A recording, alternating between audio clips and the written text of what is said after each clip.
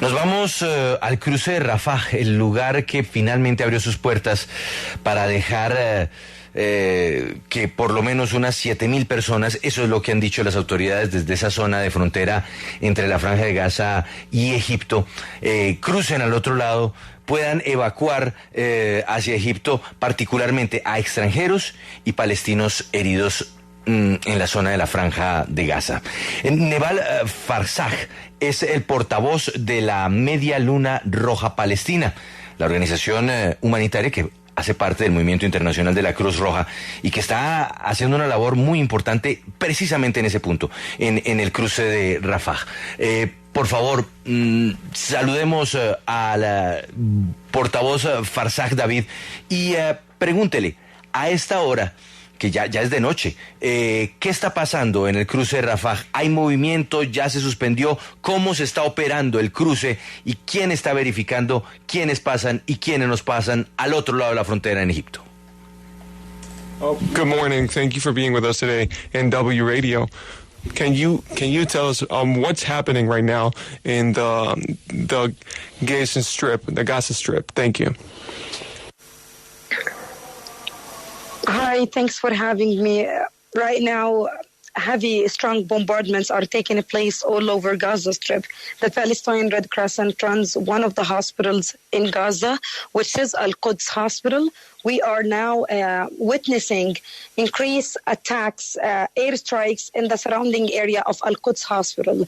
We have our hospital next to it is our emergency medical service center, and a direct strike hit exactly the area in front of the EMS center, which has resulted in many fatalities and injuries among civilians who were standing in front of our EMS center. Up to this moment, we are witnessing these increase of Israeli airstrikes that is taking place in the surrounding area of Al-Quds Hospital. Many buildings have been completely destroyed. Airstrikes is like far only 15 meters away from Al-Quds Hospital. So these attacks are happening regularly, almost on the last 3 days, day and night. We are witnessing Israeli airstrikes on the surrounding area of Al-Quds Hospital, which has resulted in some damages of the hospital and the great fear among the staff and the displaced persons inside the hospital.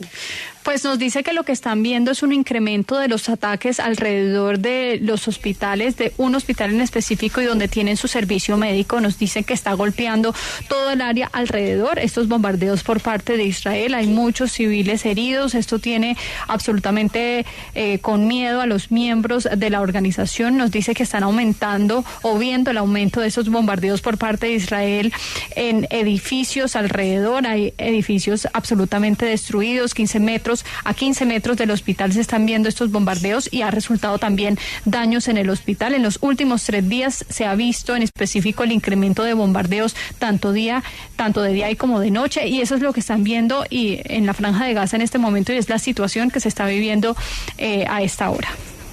Israel insiste en que deben evacuar los hospitales del norte de Gaza. El hospital Al-Quds del que ella se refiere, hay 14.000 civiles. ¿Es posible evacuar los hospitales del norte de Gaza como pide Israel? Well, Israel right now is insisting that the hospitals must be evacuated, and like the hospital you mentioned has over 14,000 civilians there. Do you believe it's possible that those civilians can actually be evacuated from there? No, we have repeatedly said that we have inside Al-Quds Hospital around 500 patients. Many of them now are in the intensive care unit. All of the injured in the intensive care unit are children with critical injuries who were bombed while they were inside their homes. They are now connected to life support machines, and evacuating them means killing them. We have babies in incubator. We don't have the means to evacuate our patients safely.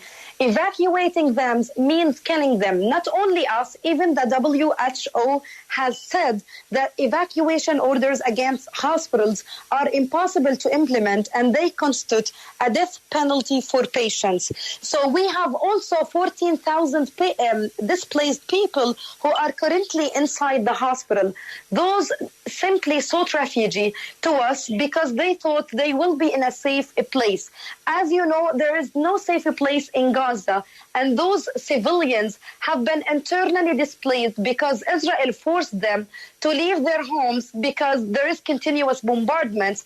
They couldn't evacuate themselves to the south because there is intense bombardments that didn't stop at all, and there is complete destruction of the roads and infrastructures. There is no fuel, so they simply sought refuge inside the hospital. Now they are lying on the corridor, on hospital corridor. Let me translate that. Nos dice que tienen 500 pacientes en el hospital, esa es la cifra que ellos han venido dando. Nos dice que muchos de esos pacientes están en cuidados intensivos, muchos niños heridos que están en condiciones críticas, que están conectados a máquinas de soporte de los cuales depende su vida. Desconectar a esos niños y a esas personas heridas con con una situación muy comprometida de salud, pues es prácticamente matarlos, es una sentencia de muerte. Hay bebés en incubadoras, incluso que si se desconectan se mueren. La OMS ya ha dicho que es imposible trasladar a esas 14,000 personas de ese hospital. Esas 14,000 personas de hecho son desplazados que están viviendo en el hospital porque creen que es un lugar seguro, pero pues ya se sabe que en Gaza no hay ningún lugar seguro para refugiarse. Nos dice que Israel ha forzado la salida de estas personas de sus casas y los bombardeos siguen incluso al sur. Nos dice que no han parado, la destrucción de las vías hace imposible el traslado de estas personas, no hay gasolina, entonces toda la infraestructura también está destruida y por eso pues no tienen a dónde ir y esos pacientes y esos refugiados permanecen en los corredores del hospital. El cálculo en Gaza es que hay unas 50.000 mujeres embarazadas y hay 160 partos diarios. ¿Cómo se trabaja eso en unas condiciones tan precarias como las que se está viviendo en la Franja de Gaza en sus hospitales? Well, the calculation right now in Gaza is that there are about 50,000 women that are pregnant, and there are a few thousand more that are having birth over there. How right now is the situation being handled, given all the precarious conditions that are living right now in Gaza? So basically, the humanitarian situation in Gaza is catastrophic. Over 2 million civilians now are with no food, no water, no electricity, no medicine, no fuel, and soon they will be with no medical services because all hospitals in Gaza now are collapsing due to extreme shortage of medical supplies and medicine, as well as they are running out of fuel, which we are completely deny on fuel because we use it to have electricity from backup generators, and without electricity, hospitals will be stopped operating. So the situation is just catastrophic, and now hospitals are overwhelmed.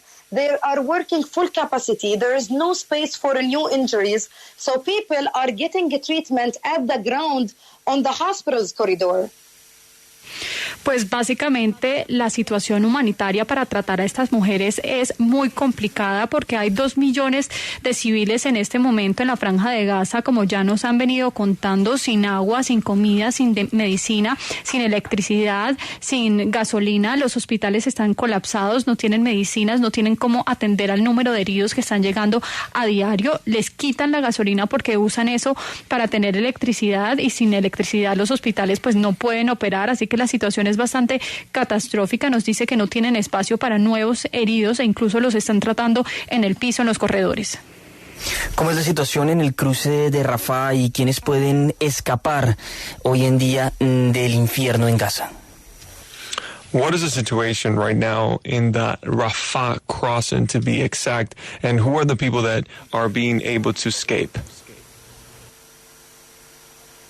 So basically, today and yesterday, a number of tourists or people who have another citizenship were able to go travel through Rafah, crossing border outside of Gaza. Besides, a number of injured people who were approved from the Israeli occupation forces to be traveled to get treatment outside of Gaza. However, there are still a great number of patients, injured people with critical injuries. They are still inside Gaza, and they need to do specific surgeries that are not available in Gaza hospital, because I just said there is shortage in medical supplies in the hospitals, and now the teams are extremely busy trying to save the lives of other injured people. So those will die if they are not going to be transported